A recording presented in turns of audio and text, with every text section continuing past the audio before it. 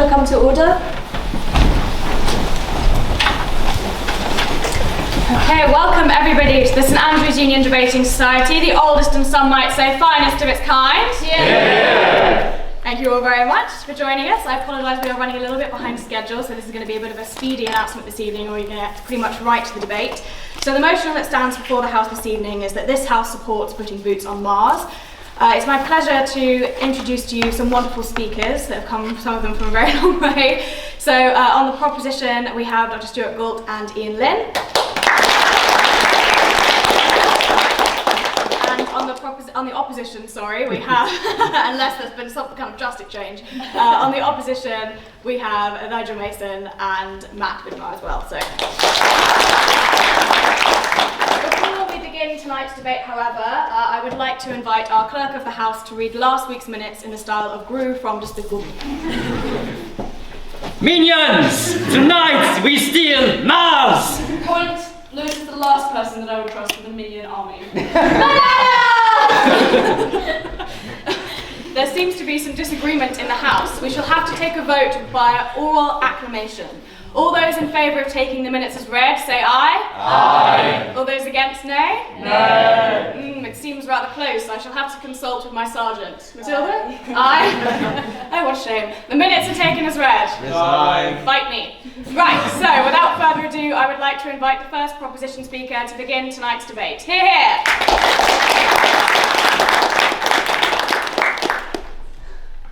Thank you. I'd like to start by thanking the committee for welcoming me to support the House's motion to put boots on Mars. For a bit of background context, I'm Dr. Stewart Gault. I'm an astrobiologist at the University of Edinburgh in the UK Centre for Astrobiology. And by and large, my research is mostly focused on trying to understand what's the potential for life in extreme environments, particularly Mars. So it's probably no surprise that I'm in support of the House's motion. However, I'd like to start by putting my support for the motion in a bit of context. First, I'm taking boots on Mars, to be tongue-in-cheek. There'd be no support for militaristic expansion to Mars from me. And second, there'd be no support for private individuals or private companies with regards to Mars. In fact, I find their intention to go to Mars to be a rallying call to make sure that we beat them there first. But with that, I'd like to get into my case for why I believe that we as a species, as humanity, must ourselves go to Mars itself. As a scientist, the scientific case for going to Mars for me couldn't be any more clear. It is our sort of closest relative planet to what Earth is today and what we might be in the future if we don't understand climate change. 3.8 billion years ago, Mars once looked a lot like Earth. It had rivers, it had valleys, it had oceans that lapped upon Martian shores. Was there life in these aquatic habitats? We don't know. But that is the precise reason why NASA and ESA have spent decades of time and billions of research money trying to explore that to relatively little success. We still have no more idea than we did 60 years ago about whether Mars had life, still does, or what's happening. The reason for this is that we cannot do the required experiments that we need to do to discover life to find evidence with the rovers we have sent up, or with any of the planned ones yet to go. Mostly because any existing water that we hope to still find on Mars is locked away in environments that are far too extreme for rovers to get to. We only have two good candidates for liquid water on Mars so far, one of which being subglacial lakes beneath the south pole of Mars, which is about 1 mile beneath the southern polar cap. And besides that, there's another evidenced body of water 11 kilometers deep, rippling Martian groundwater somewhere along the equator. Both of which are extreme subterranean habitats far out of reach of any planned rovers and any rovers we have sent to Mars. Case in point, Perseverance, NASA's most recent offering to Mars, has a drill bit of only 6 centimeters long, basically scratches the surface. ExoMars, which is going to be Europe's next offering to Mars, has a drill bit of 2 meters long. Vast orders of magnitude away from what we really need to be exploring the most likely candidates for places to find life on Mars, or even evidence of previous life. Beyond that, the rovers that we have are just not designed to sort of explore the most likely environments that we expect to find life on Mars. Such places be caves, lava tubes, places that are far beyond communication with Earth and NASA or ESA. And so you could of course design autonomous robots which could explore these extreme environments, or you could just send a walking, breathing, thinking human who can make decisions in real time and doesn't need 24/7 check-ins with mission control. Besides that, one of the sort of major challenges then of sort of sending humans to Mars is of course the technological problems. I don't see these as being barriers to going to Mars. Instead I see them as being reasons why we must go. The primary challenge of course is that there is no rocket that can send astronauts to Mars, there's no capsule that could get astronauts to Mars, there's no rocket that could land on Mars and take back off of Mars to get to another ship, and there's no habitat on Mars that could support human life. All of which should probably defeat the motion, except for the fact that solving these challenges are the exact reasons why we must go. To get to Mars, you have to solve such a litany of extreme challenges that the benefits they would give you to our life here on Earth they would introduce a whole new technological age for ourselves here. To get an astronaut to Mars without their brain turned to Swiss cheese and their bones just simply snapping, you have to solve neurodegeneration, you have to solve muscle and bone atrophy. These, of course, have potential to be the next wave of medical development as a society. We have an aging population, dementia and Alzheimer's becoming the most prevalent health cases facing us as a population. So solving these issues will be the next great ambition for humanity. And one great motivator to do it, beyond our own need to, is can we get humans to Mars? Because to do so, we need to solve solutions to neurodegeneration and muscular atrophy. Additionally, as we saw with Apollo and the space age, the ability to go to that next extreme in space, to go where people haven't gone before, requires developing materials and methods which we've never had. This ushers in, just by de facto, the next technological age. Apollo and the space age didn't mean to create the modern world, but it did. We now have GPS, satellite communication, smartphones in every person's hand. Every device you have is miniaturized, it's wireless, you can talk to everyone on the planet, and all of that is because of the desire to go to space and to do it as humans. We don't have that without the desire to get to space. And we only get to this next level of technological development by daring ourselves to go to the next extreme. And by and large, that next extreme is most certainly Mars. You could argue that scientifically you might want to go somewhere like Europa or Enceladus, where liquid water is far more prevalent, vast liquid oceans that are far more clement to what we know life can tolerate. But good luck getting there without going to Mars first. Any problem you have of sending a human to Mars is 5 to 7-fold more difficult trying to get to the likes of Europa or Enceladus. And I'll sort of finish my opening gambit with abandoning what I find to be the shores of logic and reason and sort of appealing to you as humans. I believe that it will be a blight on humanity itself if we look back in history and the history books say that Elon Musk landed on Mars, SpaceX landed on Mars, instead of saying humans landed on Mars, instead of saying we as a species decided that it was important for us to explore our cosmic neighborhood, set these challenges for ourselves, succeed in overcoming them and landing on Mars. By doing so, as a species, as humanity, we go with peaceful and scientific curiosity. We want to solve problems that will reflect back on our own planet. We want to satiate our own curiosity. Are we alone in the universe? Not can we pillage Mars for minerals and rocks and somehow capture them and send them back to Earth. Those are the wrong reasons to ever be going to the planet. I believe that we must be beating those people who have the resources to do it before us. We must unite as a species and beat them to the red planet before they destroy it, before we even get there. And with that, I would like to close my arguments.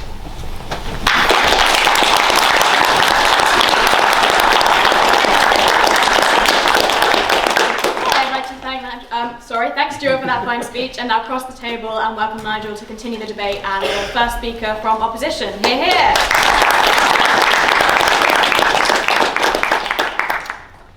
Thank you very much. Just a way of introduction, I work in the space sector. I also run Europlanet, which is the largest consortium in Europe for exploring space. Now, I am to oppose. However, in the tradition of good democracy, I did not disagree with all the things that my learned colleague has said. Indeed, I agree with many of them. Going to Mars, exploring Mars, is a great scientific challenge. I strongly believe that this is what humanity is about. We are a curious species. Our history is to explore. Mars, as he has correctly said, is perhaps the only place that we can go to answer the question, are we alone in the universe? Has life evolved somewhere else in the universe? We have exoplanets, which we can look for signatures, but the only place we can go and explore is Mars. But therein is the first of the reasons of why we should not send humans.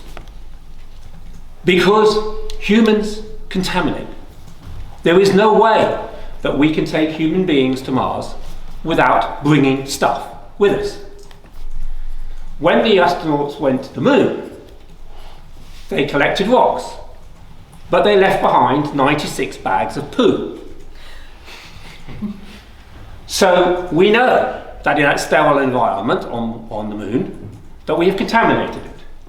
Every instrument that we send may have that risk.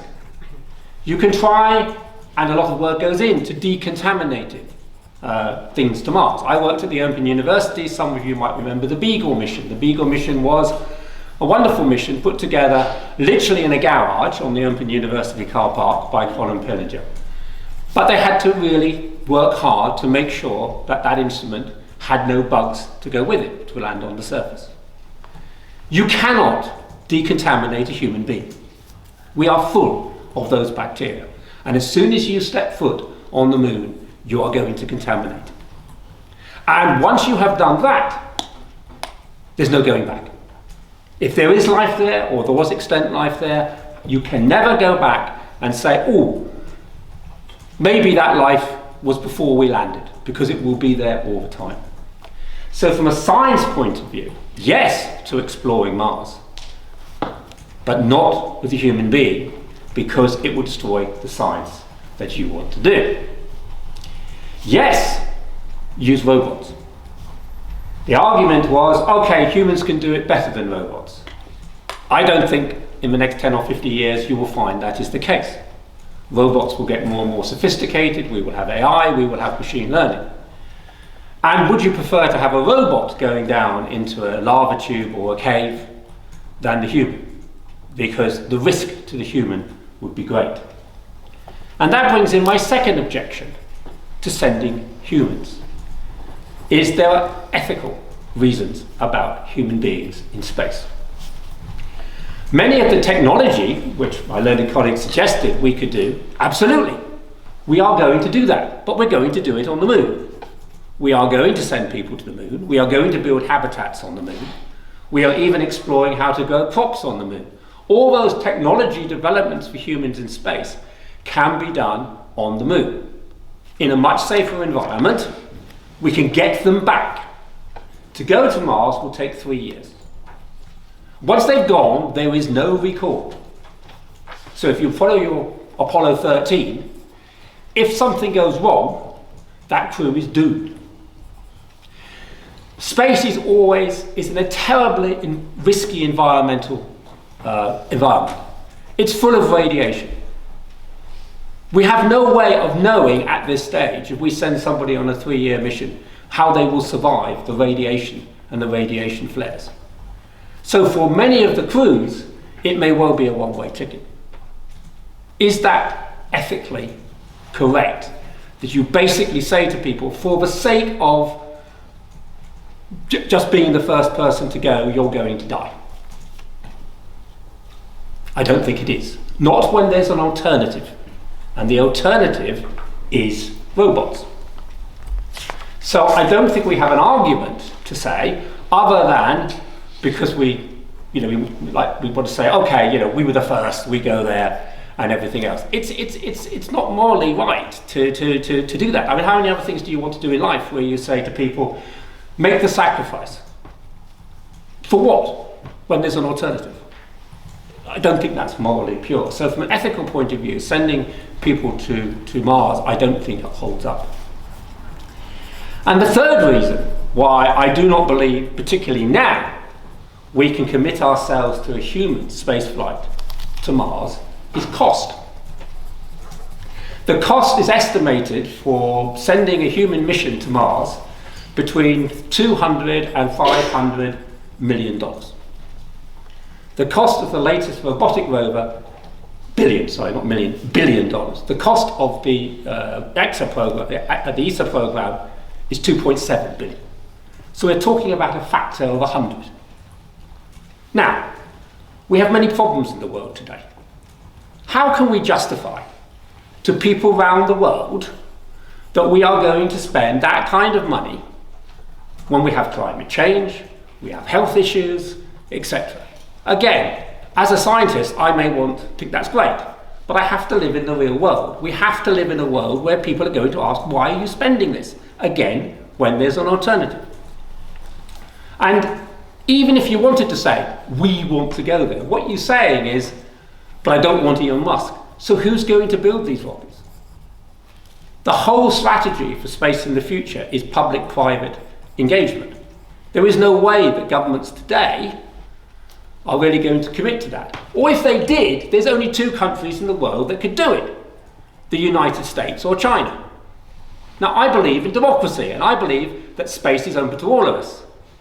Robotic missions can come from Japan, they can come from India, they can come from the Middle East, they can come from even different bits of Europe, but we will work together. But if you want to do a crewed mission, there's only the two. You'll either be led by the Americans or the Chinese. And if you're going to be led by the Americans, you're going to have Elon Musk whether you like it or not. And in the next few years, we're going to see a lot of Elon Musk. And his plans for going to Mars, they are not because he thinks, oh, I want to be in Mars. He's getting a lot of very big contracts from the United States government, okay? And that is how it will be. So you can't turn around and say, oh, we will go not for Elon Musk, because private enterprise will be a part of that. And the alternative, again, is the robots. Because, as I said, Middle East countries have launched one to Mars. Japan has launched one to Mars. I'm going to India on Saturday. They have a plan to go to Mars. Those countries can do it. You can democratize it. You can mean more countries can take part. Because I do not want space to be only the Americans and only the Chinese. We already have those problems. There is a race for going to the moon. And I never thought I would sit in a meeting where people in the room would say, Chinese are going to have a base, Americans are going to have a base. Should we put some missiles on there? Because the other guys might. So when we explore space, we want to be very careful about what we do. And if more countries can be involved and we can do it more as humanity rather than superpowers, I think it will be better. So, my summary. Scientifically, I agree with my learned colleague. We want to go there. We want to ask the question, did life exist on Mars, or does life exist on Mars? That will be one of the defining moments of the human history, when we find we are not alone. It's the only place we can go for any foreseeable period where we can test that out and get an answer. But if we send humans there, we have a danger of destroying that life. Secondly, as I've explained, it's incredibly risky. I do not think ethically, for our own set of gratification, we should just send astronauts up there with a very high chance of dying when again there's an alternative. And thirdly, the cost. A difference of a factor of 100 between, we can send 100 robots. A lot of those missions can fail, but we can get an answer by one of two out of 100. But if we send one flight crew and something goes wrong, 500 billion has just disappeared. So for that reason, I oppose the motion and believe we should not send human beings to Mars. Thank you. Okay,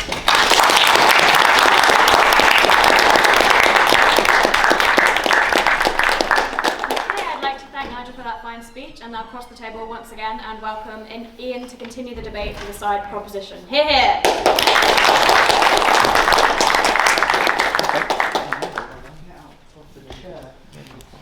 Hello everybody, I'm Iain. As you might have noticed on the sheets, I'll mention this a bit later, we have a doctor, we've got a professor, we've got another doctor. I'm nothing, I have a red gown, as you can see I'm an undergraduate student, so I'm very happy that my learned colleague raised all the ethical issues, as I'm a philosophy student and I do not go near science, right? And so a lot of my argument actually in the spirit of working together, I agree with a lot of what he said. He raised ethical issues, I think completely right. I think he raised cost issues, completely right. But he also proved my colleague, the first speaker, completely correct as well. If we want to get to Mars, we need to embrace new ways of thinking. A lot of what was said, the cost, the ethical issue, is completely true. I completely agree. It would be a lot less expensive to send robots. It might even be like scientifically, I don't even want to touch the science, right? I think everybody else can do a really good job of that. But it would cost a lot of money. I want to first touch on the sort of ethical issues. There was this brilliant point where you said, is the sacrifice ethical? Is it okay to say we're going to send people to Mars basically just because we really want to? And I basically agree that yes, that is the best reason to want to go to Mars. I think space, not even I think, throughout like human civilization, as we've developed, we've looked up to the stars to motivate us, to push us forward. In the old world, when you'd be on, when you were navigating through the open ocean, and you'd look up, you would anchor yourself to the North Star. And from that, we've grown as a species together. Have there been disputes? Have there been wars? Even the manned flight to the moon is in the context of the Cold War. Two superpowers duking it out. And yet, would anyone here say, oh, I wish we hadn't have gone to the moon because the US got there first, or the Soviets had the first spacewalk? Absolutely not. And it's because of those daring steps they made in a difficult time, in not perfect time, that has allowed us to democratize space travel even more. And so we on the proposition are on the side of the dreamer, of the forward thinker, of those people on the boats looking up at the North Star. And that's what I think a manned mission to Mars really means for us. Is it the most cost-effective thing? No. Should we be spending it on feeding everybody? Sure. But that's not actually an argument against manned missions to Mars. Should we all share our wealth and live in a perfect free world? Absolutely, right? I think we can all agree on. I assume we can all agree on that. Obviously, there are those scientific advances that were brilliantly spelled out in earlier speeches that I don't even want to go near. But I think there's for me, this whole debate is in the shadow of some of the most famous words spoken in English. We choose to go to the moon not because it is easy, but because it is hard, right? Basically, everybody in this room knows where that's from, right? Everybody knows that's JFK announcing the ambition to go to the moon. Now, do we know that, and is that all baked into our collective consciousness because there were great scientific advances? No. It's baked into our minds because this is an incredible statement of human ambition. We're not content merely to just sit on the earth and worry about our sort of mundane problems. We want to reach further. Is it a sacrifice? Yes. Did people sacrifice their lives on all number of different ambitions and waste away their lives? The famous example is painters, right? Vincent van Gogh killed himself. Various painters have become addicted to drugs and things, all to sacrifice their life to make beautiful art. Right? And so we think on the proposition that, if people are willing to sacrifice themselves to push forward humanity as a species, they should have every right to. I would sacrifice myself if it meant that I could push forward the species in such a monumental leap. Now, you might be worried, if you are sort of on more towards the opposition, that this is just a figment of 20th century, 21st century ambition of wanting to sort of do beyond Earth travel, right? You might be thinking this is just coming up from the Cold War and all thinking about that. Well, people have been dreaming of, I don't want to use the wrong scientific terminology, but people have been dreaming of leaving the Earth's bounds since the 2nd century AD with one of the first sci-fi books written. It's all about people going to the moon. It's called A True Story.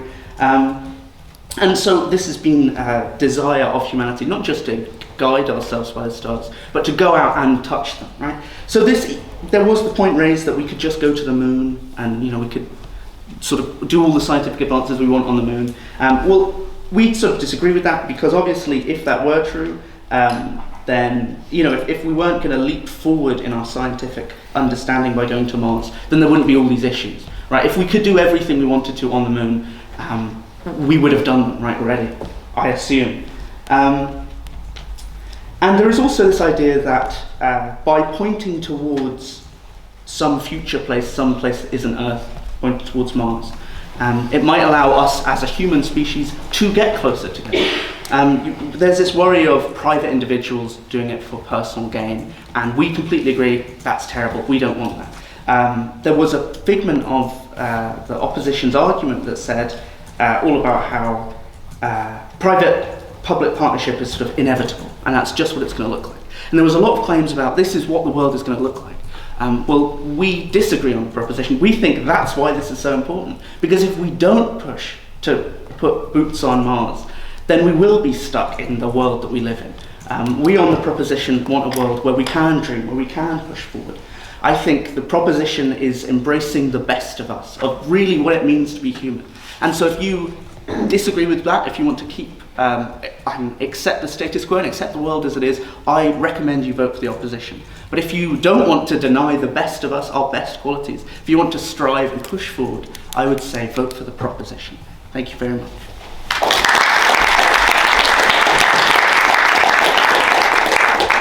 I'd like to thank Iain for that fine speech, and now across the floor once again and invite Dr. Matjaz Vidmar to continue the debate for opposition. Hear, hear.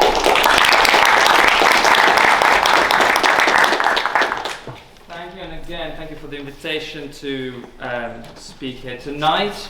A little bit about me as well. So I'm a lecturer in engineering management at the University of Edinburgh, and I do research the development of space industry both here in Scotland as well as around the world. But critically, I'm also coordinating a network called Social Dimensions of Outer Space, where we make sure that the ethical, political and economic arguments about space exploration are also represented amongst the excitement and sometimes fever of where technological developments can take us. So tonight we've heard a lot of very interesting points. There's been a lot of agreement, surprising amount of agreement in many ways, you would think, for two opposing sides. We all like to see science being done on Mars. We'd all like to learn about those fundamental pieces of the puzzle that we're still missing to understand the life in our corner of the universe. Yes, that's very nice. And we've also heard that there's quite a lot of agreement that there are particular ways of space exploration that we are not approving of, such as exploitation for resources, commercialization, privatization, and indeed militarization, right? The use of space for military purposes, for war. Now, these reasons are, whether you decide one way or another in the end becomes the choice between an idealist or a realist. Whether you'd like to just ascribe to the beautiful utopian vision in which we all get along very well and we all manage to somehow coalesce around this particularly lovely idea that as a humanity we will empower each other's best qualities and explore the universe in a peaceful way and for the purposes of science, for the purposes of knowledge, for the purposes of betterment. Or do we recognize that unfortunately human history just does not bear that argument out? That unfortunately, as much as we would like to live in a society which is more equal, which provides better resources to all its members, which indeed believes in ethical, moral norms as the guiding force of how we treat each other, well, if you are a realist, then you have to accept that this is not the case. And even if further space exploration is your desired objective, are we as a species ready, given the fact that so far we have not been able to solve any of our fundamental problems on Earth? In fact, if anything, it's actually been getting worse over the past 200 years. We are now at the point of crisis. I think most people would agree that actually scientific development and advancement, technological development, has led us to the point that we are actually now actively harming our own environment, our own species, in fact, potentially leading to destruction to the point that not even knowing what caused the wipeout of life on Mars could possibly try and avert. So it does not quite ring true that the beautiful visions that were presented by the proposers of this motion can actually be achieved in the society that we actually live in. If anything else, to paint a slightly bleaker picture, and here maybe some of you that have been here when I've had my first outing at this debating society. You might remember we were debating about contacting extraterrestrial and communicating with extraterrestrials, and I was warning that perhaps political realities change for the worse, that there might actually be a future American president, let's say, that would have messages you'd want to communicate out into the space that would not really be conciliatory messages of peace, messages and visions that we'd all like to see as scientists, as scholars, but rather more aggressive, more narrow-minded views of where the future of our species, of our position in both our own solar system and wider might actually be like. And unfortunately, I don't necessarily like to be right in this particular case, but the evidence again stacks against being a realist. You cannot predict what conditions will there be when the first human crew might be sent towards the Mars, and what intentions that crew might actually be carrying. We as this house can pass this motion tonight, and yet tomorrow we get overridden by some other opinions and some other objectives, and we have set the precedent that makes those opinions and those views more easily exportable to Mars. So unfortunately, I do see the argument that if we go to Mars, we will be some way, one way or another, sort of armed, or we will in one way or another be looking at how do we defend particular part of it, or particular concepts about exploration from others as an integral part. If we, United States of America, they won't work with China. China won't work with the United States of America. If both of them get there, as we said for the moon, it will be in conflict, not in peace and not in exploration. And finally, I think there's an awful lot of interesting stuff about the cost to human life potentially, and the risks associated with that, as well as the cost to the humanity as a whole. Billions and billions and billions of dollars, pounds, whatever currency you actually want to apply to this, would have been spent to send humans to Mars, and humans are actually very, very poor sensors. Humans don't actually detect natural environment in its full electromagnetic spectrum. They're not very good at understanding basic material properties by touching or feeling things with our own hands or just observing them with our own eyes.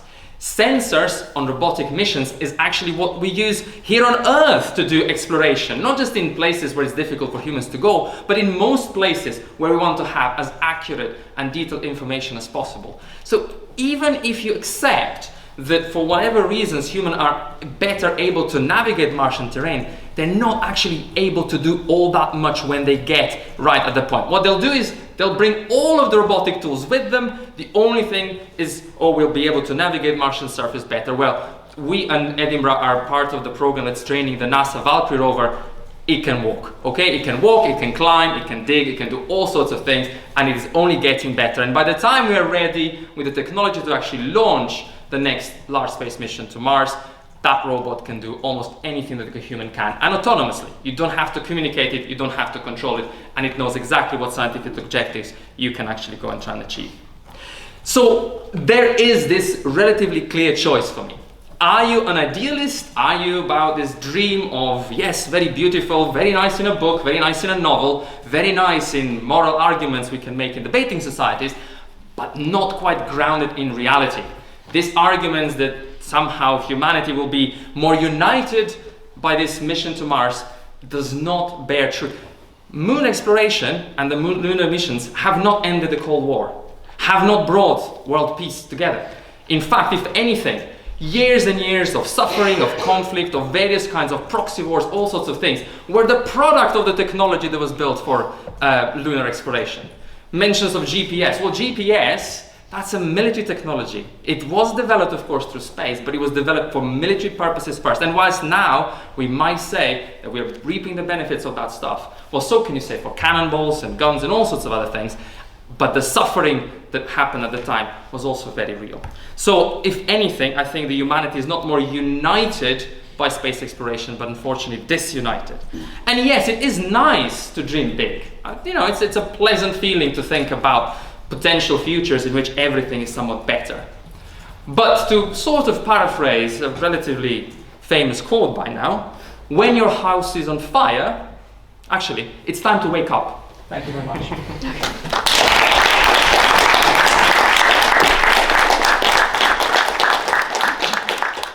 Okay, thank you very much for that kind speech, and to all of our speakers for what I think we can all agree has been an excellent debate so far this evening. So now it's time to open up to speeches from the floor. So please raise your hand to catch the eye of the chair, and if you're called upon, please stand if you are able and state your name for the minutes. Speeches will be up to 2 minutes. You can deliver your own arguments, you can ask questions to the speakers, and at the end of the evening we will announce the prize for the best, or we will announce who has won the prize for the best floor speech. And I think this week is a £15 voucher for Fisher & Donaldson. Yeah, okay, so sweet treat territory again. With that, any speeches from the floor this evening? We'll start with Jamie.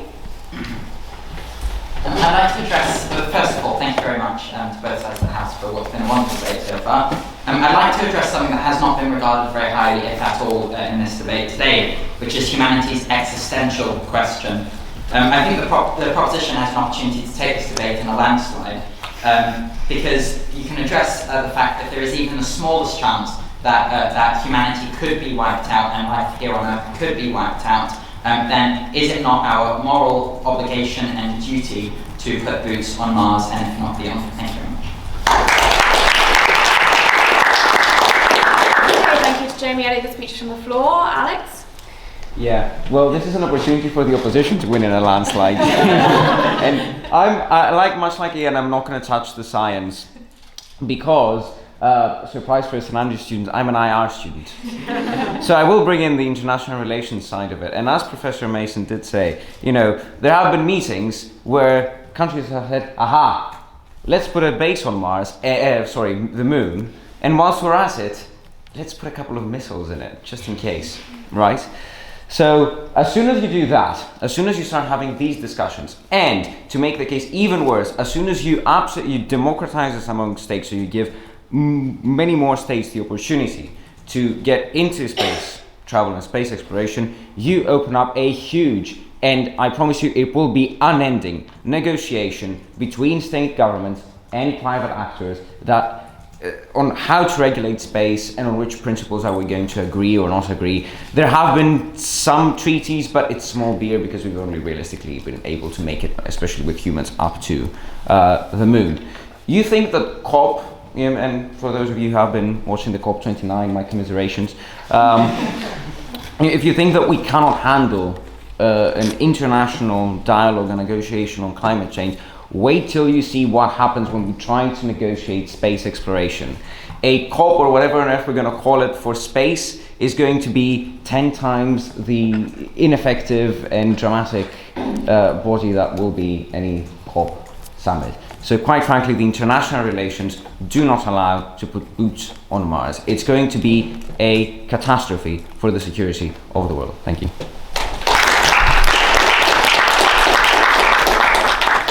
Okay, thank you to Alex. Other speeches from the floor. Mia? I'm not going to say that anyone's won the landslide. I'm just going to give a response to each side to be difficult. Firstly, I'd just like to respond to the idea that we hear from opposition on the ethics of sending people to Mars when we know that they may not return. I'd like to bring in the sort of comparative here, which is that we as a society are already okay with doing this. We send soldiers into war when we know that they may not return. We do this regularly, and we understand because they have consented into it any ethical concerns arising from putting this person in danger of having quelled. The idea that just because somebody is opting into a dangerous situation inherently means it is unethical is not true. Also, we hear many arguments compellingly from propositions to suggest why this would be something that we can make as safe as humanly possible. So therefore, the idea that these people are marching to a certain death is both not particularly an ethical concern, but also unlikely to be particularly true. Then, to not let prop get away too easily, I'd like to respond to the idea they give us about the feelings and the emotional connection we have to space. This speech opens by telling you that we have, as humanity, always been interested in space. We have navigated using the North Star, we've always been obsessed by what lies above us. And that means that we don't need to expand into Mars to be able to access this level of motivation that comes from having a connection with something greater than ourselves. The speaker concedes this is something which has always existed and will always exist, regardless of what actions we as humanity take to try and expand our intervention into the rest of the world. So therefore, for this reason, the proposition's point on the lovely feelings about how motivated we are do not stand for their own analysis. I'd like to thank the speakers for an excellent debate so far, and hope that they can give me some responses. Thank you. Other speeches from the floor. Yes. I'd like to comment on the proposition's statement about the lack of kind of like economics that would be used from this, and the lack of how this space exploration would be used to exploit resources that you seem to suggest in your speech. I don't see how you can see this as possible, and that the privatization of space travel is not something that is clearly going to happen, and that this will be abused by extreme capitalists.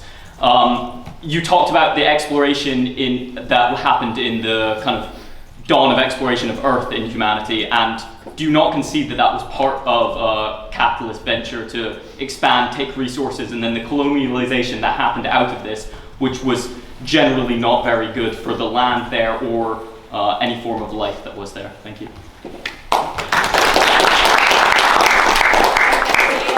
On the floor, yes, just here. Please stand and state your name for the minutes. My name is Ross. Thank you very much for a very interesting debate. I do not have a statement. It's more of a question, I guess, and it's both to the proposition and the opposition. And the question is this. Can anyone name something that we can do, but we do not do as a species?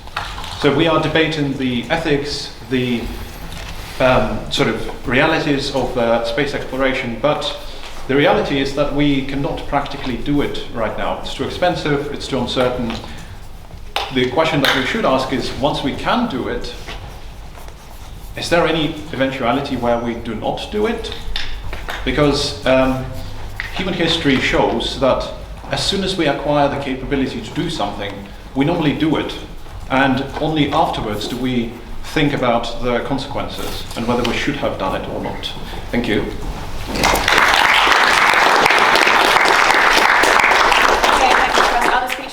Yes, right at the back there. Please stand and state your name for the minutes. Eva, I just wanted to respond a bit to the speaker who's just spoken now, and also to Jamie, who talked about the idea that we want to expand, we need to expand as humans because we've ruined the planet we're on and we want to go somewhere else. And I think that as much as this is a wonderful idea, we've seen how humans kind of interact with our environments. We go somewhere, we take everything, and leave it a bit of a shit tip. And then we think, okay, we've done that. Now let's go and do it again. I think that is an intrinsic issue in this argument, is that we're going, okay, we've kind of messed up Earth, but instead of trying to fix our problems here, we're going to take it somewhere else. Oh, let's say Mars. Okay, we go to Mars, we dump our bags of food all over Mars, and then we kind of ruin that too. We go, okay, we ruined Earth and Mars, what's next? And I think that is just, it's the wrong idea to be kind of building on. We need to be looking back and going, okay, we've messed this up, we can't just run away from it and try to build new things. We need to look at where we are now, rather than trying to constantly reach ahead. Thank you.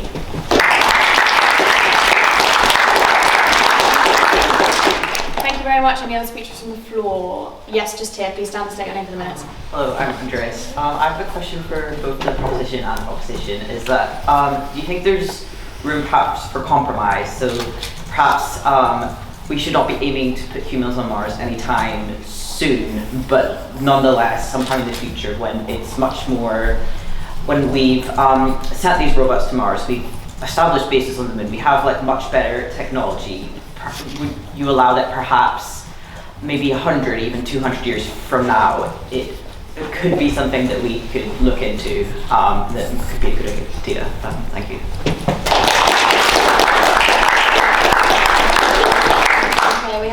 We have time for a few more speeches from the floor. Yes, just here. Hi, my name is Mark, and congratulations to the opposition and proposition. So NASA plans to send humans, I've prepared something, sorry, on a scientific round trip to Mars potentially as early as 2035. The estimated time for this trip will take up to 6 to 7 months each way and cover up to 250 miles, which is 402 million kilometres each way.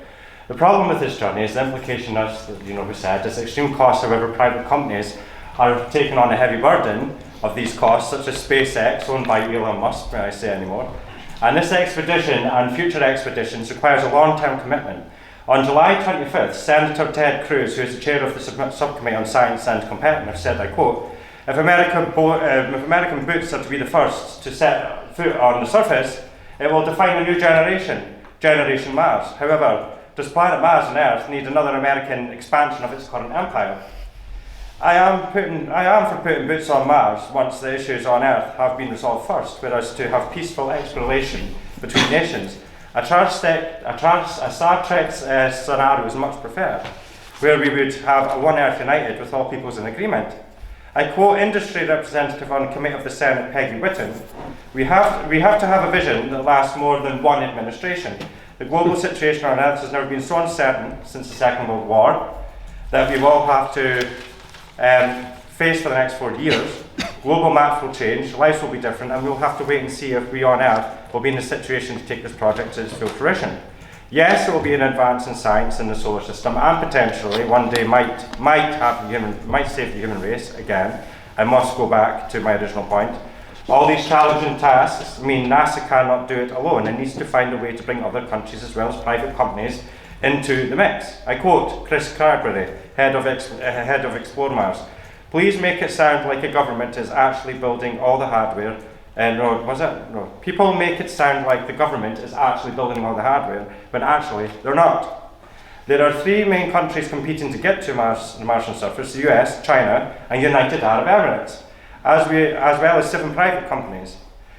The Hope Mars mission stated that if successful, it would be the first mission to Mars by any Arab or Muslim majority country. JAXA, the Japanese Aerospace Exploration Agency, is wanting to start competing by sending probes to Mars. And furthermore, with the problems we are facing in our mission on Earth, can we really see all the nations and companies not fighting to be greater than another, as they do here on Earth?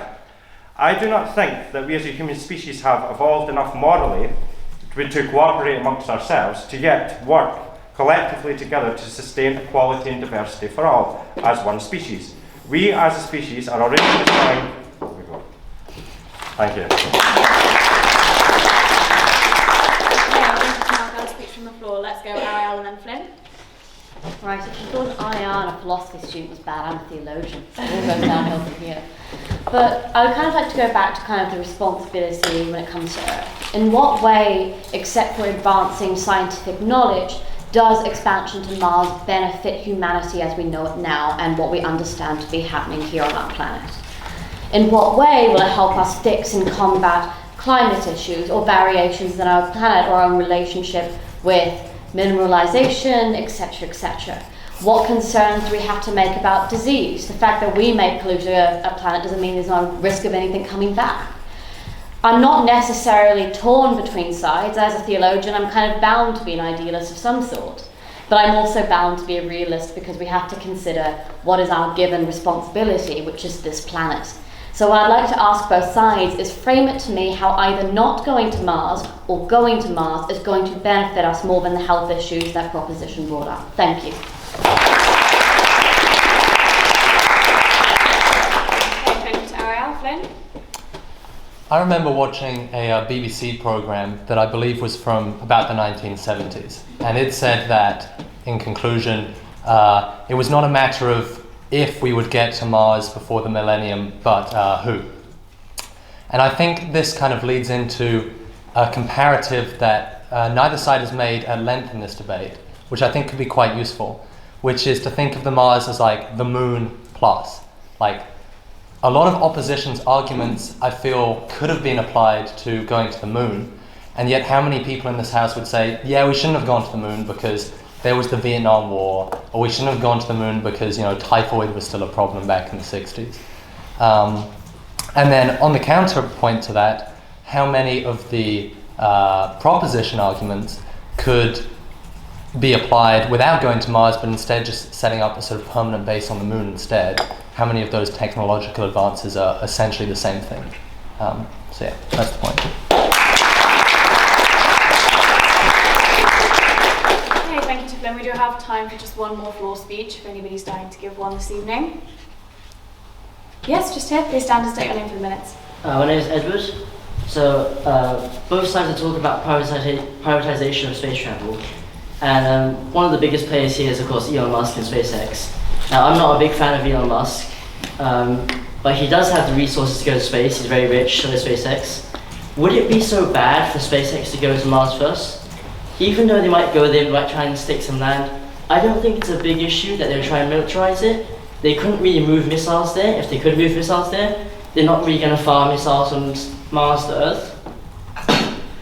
And even if they try to move guns or other things, trying to stake a claim on Mars, I think the US military could quite happily take it back by just bringing more guns with them. The US is generally quite good at that.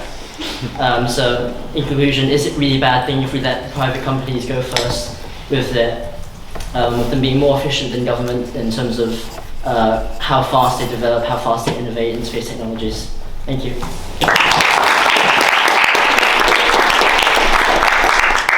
Thank you very much, everybody, from all of your contributions from the floor this evening. There's a lot to respond to, so we will go in reverse order, starting with opposition. You've got 10 minutes to reply. Have you decided how you'd like to split the time this evening?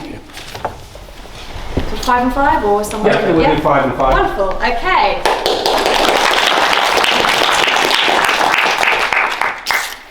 Dreaming. You should all dream. When you're young, you should dream. If you don't, it's said that if you're not a revolutionary when you're 18 to 21, what are you doing? I want to go to Mars. I want to explore Mars. Because, yes, I agree. That's what human beings are about. They're exploring. But what nobody has picked up is my first point. What right do we have to go to a planet if there's life already there and to destroy it? Why do we want to go out? What's the question we want to get? Is it just to put boots on the ground and plant a flag? We should be, as a society and a humanity, we should grow up a bit. From a science point of view, we want to ask the question, are we alone? This is the only place we can go to answer that question. In foreseeable expectation of humanity forever. We might argue about biosignatures on exoplanets, but we can go and we can look. But if we go there as humans, as I said, you can't decontaminate a human. Yes, people talk about Mars, planet 2.0. I'm sorry, as one of our people said, we've made a mess of this planet. There is no evidence we're going to do better anywhere else. And again, Mars is a risk if life was there. But technology, we're going to do it. There are plenty of reasons for going into space. That's my day job. Why do I want to go into space?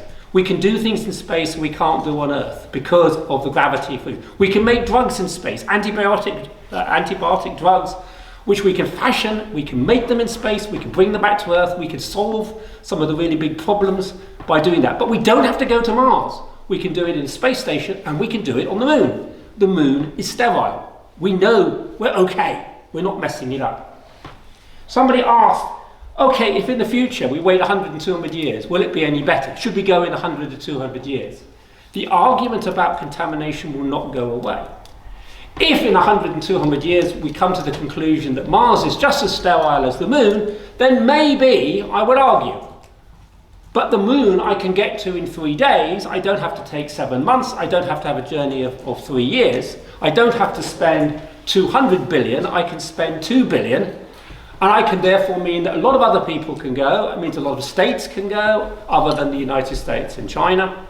And we can work together. And so, in terms of my honoured colleagues on the opposite, the proposing the motion, yes, I want to dream. I'm a scientist. I love to dream. I want to answer the biggest question of where did life begin and is it out there? But I have to do it in a scientific way that means I can answer that question without messing up the results in the first place. And that's why we cannot go as human beings, particularly in all cases when we can answer those questions. As my colleague said, we could do this with robots. They will be better than us. They've got better sensors. They've got better things to do.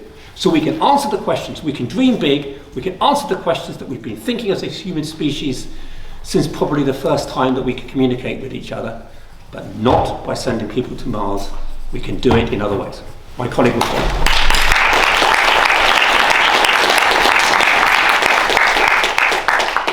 Indeed, and I will just summarize what the point has been already very brilliantly made, and also in a direct reply to one of the questions, which was, tell us something that we can do, but we've decided against doing, right?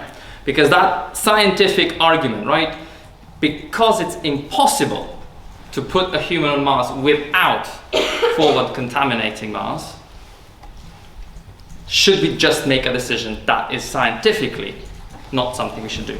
Well, one thing that we know we can just about do, but we have a priori decided not to do, is human genetic engineering. and there's got lots of interesting parallels. Humans at risk, the risk of putting a human through such process, or creating an embryo completely engineered, etc., are similar. We just do not know what's going to happen to them, and we just do not know how much risk that we're actually exposing them to if we're sending them to Mars. So there's actually very, very clear parallel on risk there. Cost-wise and technological advancement-wise, yes, absolutely would be a breakthrough for medicine. We could have learned so much about how human body responds to this or that, right? It would be great. We could solve, we can cure cancer, we can do all sorts of things, hypothetically, if we explore that. But you don't fundamentally mess with human beings in that way, because what it does is it opens a precedent that human lives are no longer centrally sacred. They're no longer the objective that we want to persevere and that we want to actually protect. And so that is one of the reasons why actually, this is one of the best reasons why to decide not to go to Mars. There's direct benefit, because it actually upholds our highest ethical standards and our highest scientific standards to ensure that we are not irresponsible inside the universe that we've been so kindly given. Thank you.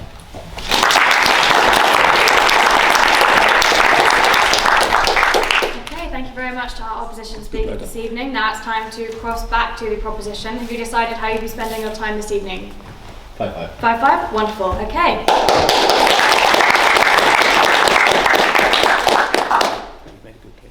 I'm absolutely delighted to be described as an idealist instead of a realist, because why would you live any other way? What is today's reality except for yesteryear's ideas? So there's a lot of interesting points brought up in rebuttal to what I opened with, and I'll touch on a few of them. The first was initially raised by my colleague about the human connection to space, and the point was raised that, we still have that. I'd be amazed if anyone in the room could point out the North Star outside tonight. We can go and check. I'd be amazed if anyone bar the fellow space nerds could do it. Could anyone else tell me what planets are in the sky right now? Exactly. Those of us who work in the industry, who love and live for this stuff, we can do it. Everyone else in the room, you've probably lost your connection to space. You've forgotten what it is to be part of the space community. Back when America went to the moon, they included America, but by proxy of the world, we all went to the moon. Humanity saw itself there. Of course, for us, we weren't in that generation. Most of us weren't. We've forgotten what space is, and we need something that brings us back into space. And going to Mars would be that event. Now, there's many other things, talk about risk and health and safety. Our opposition maybe doesn't take part in too many extreme sports, but day by day, most of my hobbies involve a somewhat serious risk of seriously hurting myself, and if not death. Most of my friends take part in the same activities. We go on holidays to do these activities, and we know there's a chance of getting seriously hurt and or dying. My arm has fallen off 4 times taking part in these activities. I haven't died, but it hasn't stopped me doing it. I go out every time, knowing the risks. We mentioned the costs, one of the famous sort of counter-arguments to any form of space travel, but there is this sort of famously bandied figure that for every $1 spent on Apollo in the space race, America made about $10. That was back then. Would the same apply for now? Who knows? But all we know is that every time humanity invests in something, when they take the risk of investing in developing new technologies, it always comes back multiple times to our benefit. Besides that, one of the other arguments that Nigel rightly raised was the potential for forward contamination. Now, I hate to break it, probably to Nigel, but we already have contaminated Mars. The NASA definition for a clean spacecraft is 2 cells per meter squared. And Mars, Perseverance and Curiosity are about the size of a Mini Cooper. So going by NASA definitions, there's probably about 10 to 15 cells currently sitting on Mars' surface right now. The same is true for every rover we've ever sent to Mars, and I've lost count of how many Europeans and America have sent over the years. There is more than certainly cells and life already on the Martian surface. They are dead, but they are there. There is no argument for me that we shouldn't go there for reasons of war or conflict. Did the early adventurers stare across the ocean and go, oh, should we explore the unknown land? No, we'll probably start fighting the French or the Spanish when we get there. No, they still went. They still did it. Why would you ever stay at home if the argument was, well, if we leave, we'll still just fight each other? Why not if humans are destined to continually fight each other and go to war and do these daft things, why not at least have also been to Mars at the same time? Why fight each other and not have been to Mars? You know, those are the two options. Have these wars and not gone to Mars. Still have the wars, but hey, still went to Mars. Space age never solved conflicts, but hey, we have gone to the moon. And with that, I will then pass over to my colleague, their argument. Thank you.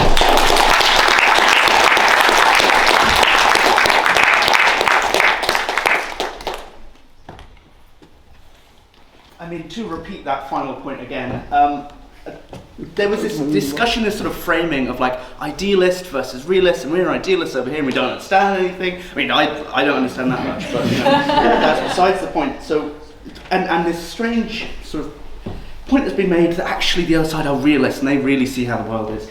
As it was raised back in the 50s and 40s, the realists would say we'd never get to the moon, and we went to the moon. Back in the 1200s, they'd say there's not a continent over the sea, and they were wrong, right? So we agree that maybe you can call yourselves idealists for now, realists for now, and be proved wrong by time.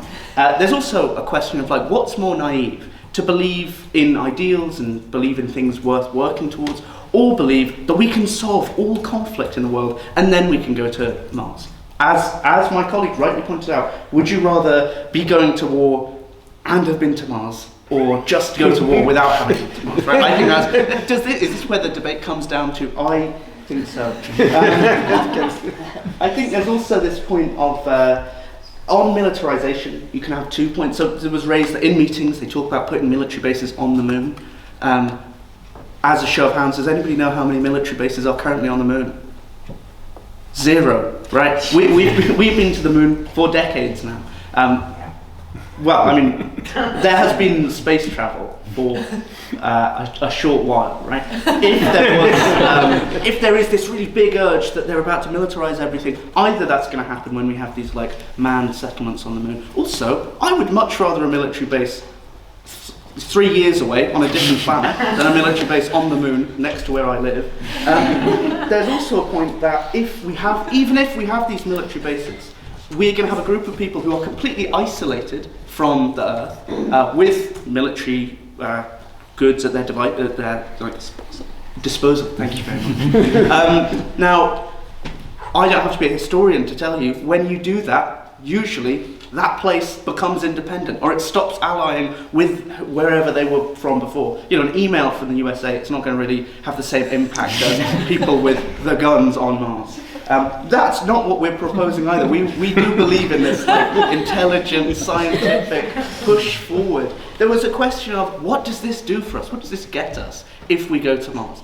The problem is, we can't really tell you right now. We can maybe point to some things that might happen. But just like before we went to the moon, we couldn't have, I mean, there was Star Trek that maybe pointed towards like phones and things.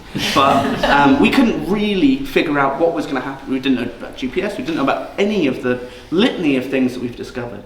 And that is what makes the proposition so attractive and so correct. Because we're offering you a world that you can't even imagine. So that is what the debate comes down to. Do you choose to side with the people who will be right in the future and who want to chase this brand new world, or do you want to side with the realists who will, you know, keep everything the same, keep the status quo, continue going to war with each other? And so for that reason, I implore you to vote for proposition.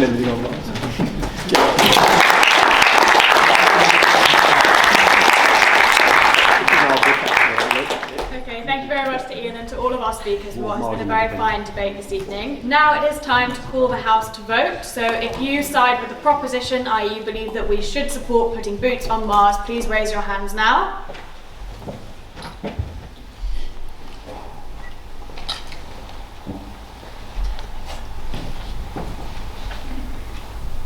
What?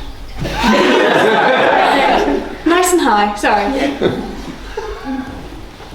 Yeah, no, you're wrong, sorry. Go to count. If you side with the opposition, i.e. you do not support the idea of putting boots on Mars, please raise your hands.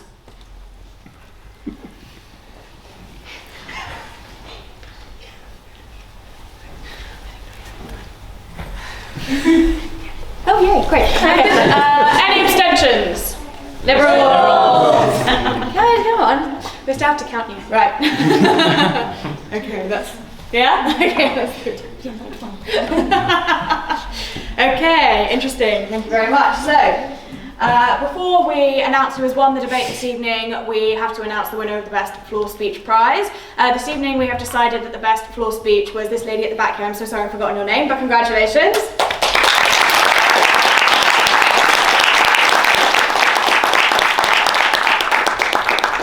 Please do come up at the end to collect your prize. And now we'll have announcements from board. If we can start with Chair of Ways and Means, Alex, please. Yeah. Thank you very, very much to our speakers for what's been a lovely debate. I hope everyone enjoyed it. As you might know, we do these every week, and next week we are coming back with a very, very different topic, but yet one that's very near and dear to my heart, which is this house opposes the issification of the queer movement. We're going to have a great 4 speakers that will speak on that, and please come along.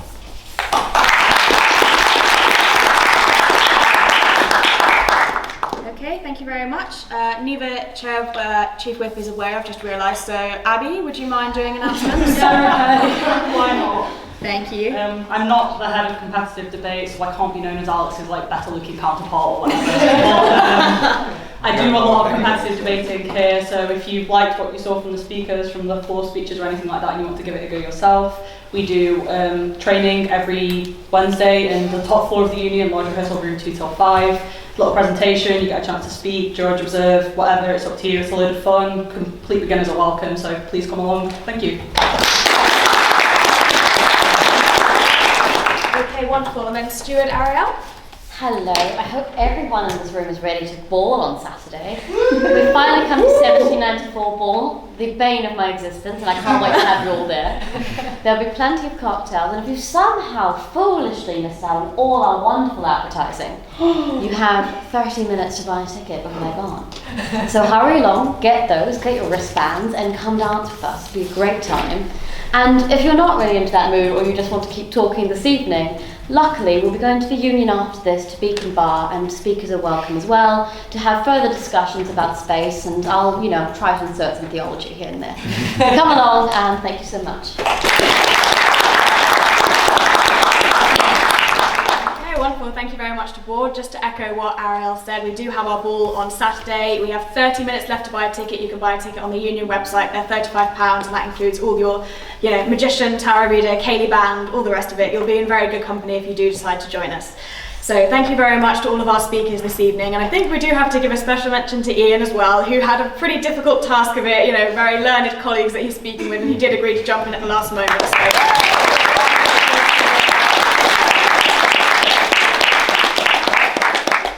So without further ado, the ayes to the right are 10, the nays to the left are 26, and the abstentions are 3, so the nays have it, the nays have it. Congratulations. Thank you all very much for coming. Hope to see you at Beacon Bar. Okay, well done.